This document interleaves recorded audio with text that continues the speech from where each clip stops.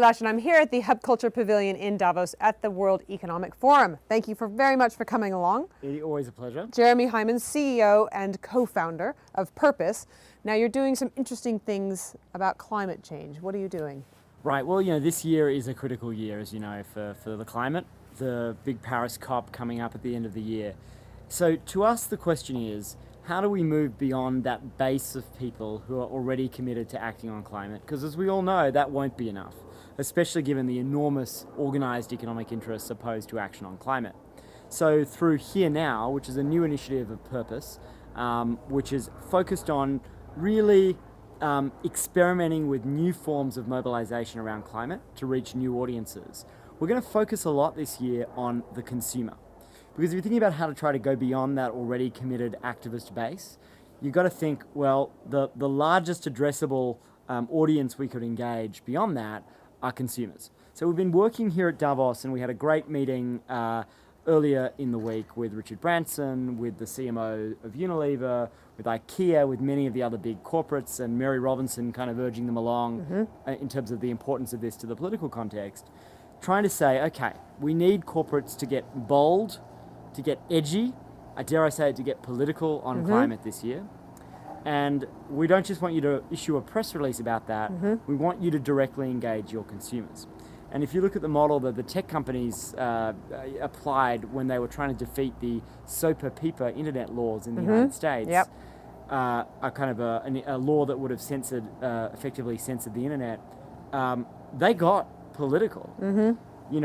Google put a censored icon over its logo and directed people on that iconic search page to an action they could take to protect the internet. Wikipedia went black.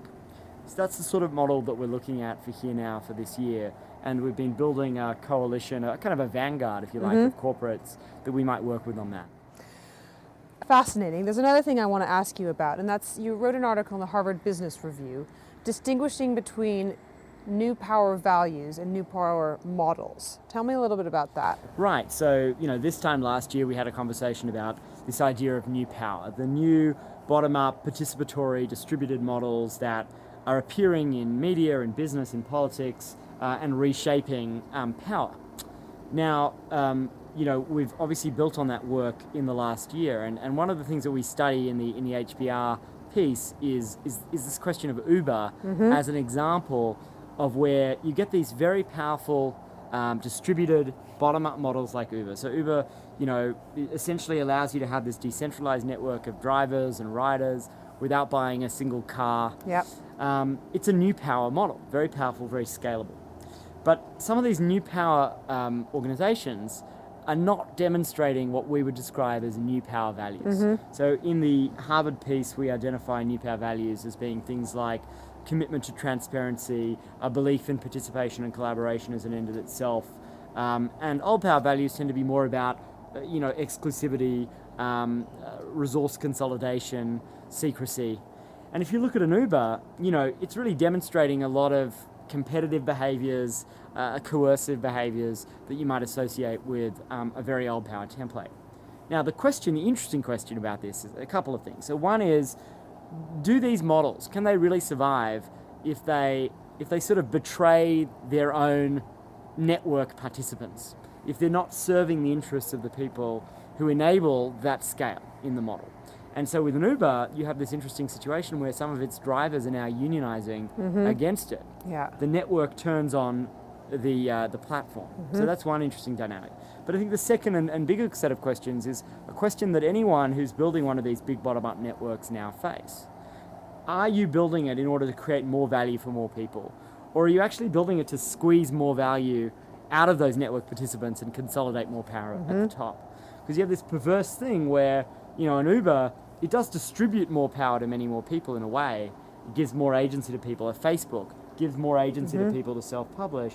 But that network, the host player, also has enormous power. More power in some ways than the old newspaper man in the case of Facebook did than Facebook has.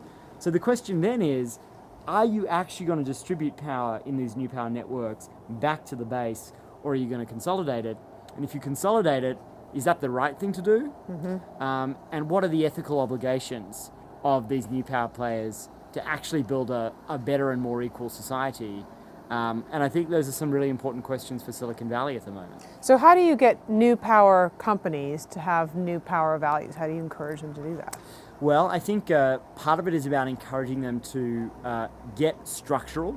So I think the problem with a lot of the incentives for these guys is it's like, my incentive is to start one of these businesses, get some VC money, sell my business, buy a nice private island somewhere, right? So the question is, how do you get these guys to think, okay, how can we use that capacity to channel the power of the crowd to address deeper structural problems, what you might call public goods problems? The second piece of this is, like, I think you actually need to change the superstructure around which these new models are built.